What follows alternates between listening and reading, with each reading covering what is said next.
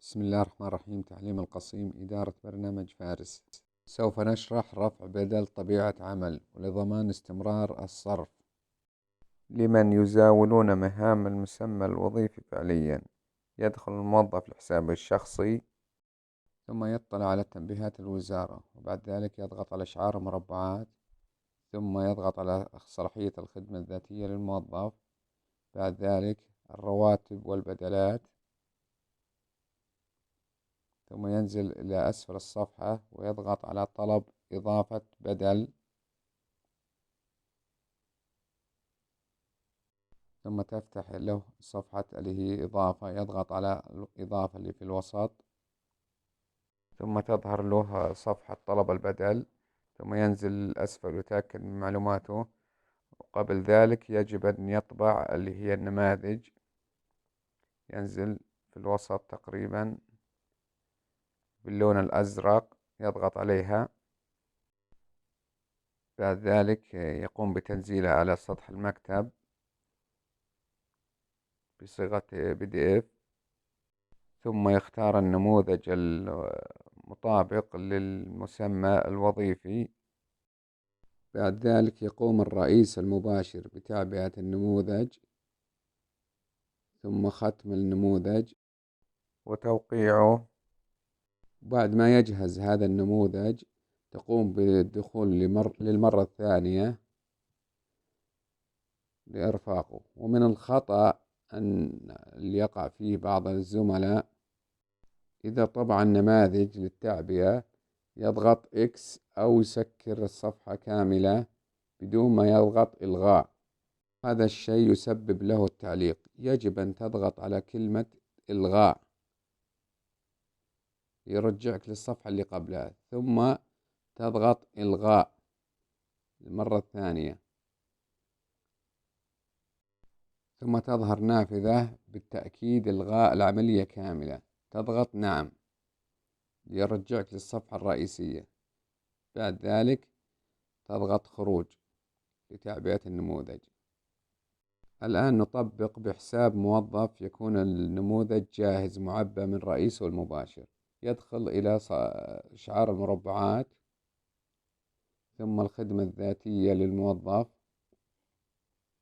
بعد ذلك الرواتب والبدلات، ثم ينزل للأسفل يضغط صفحة طلب إضافة بدل، ثم يضغط بالجدولة اللي هي بالوسط الإضافة إضافة. بعد ذلك تظهر اللي هي صفحة طلب البدل، يتأكد من معلوماته كاملة من الوظيفة والمسمى، ثم يذهب تقريبا في الوسط المستطيل نفسه، ثم يظهر له القرار اللي هو سبب طلب البدل، ثم يثبته في نفس المربع، ثم ينزل تحت يكتب تاريخ مزاولة العمل، وهو المقصود من حصولك مسمى وظيفة فيها بدل. بعد تثبيت القرار والتاريخ ينزل للأسفل. قبل تثبيت الإقرار والتعهد يقرأ الإقرار كاملا، ثم يذهب إلى خانة الإقرار والتعهد ويضغط السهم اللي بجنبه، ثم يضغط نعم أوافق، ثبته في المستطيل، ثم ينزل للأسفل ويضغط على تطبيق، ثم يفتح له صفحة الجدولة. وبعد تثبيت المعلومات كامل نضغط على كلمة التالي. بعد ذلك تفتح لك صفحة القرار، وهي معلوماتك كاملة للتأكد قبل الإضافة.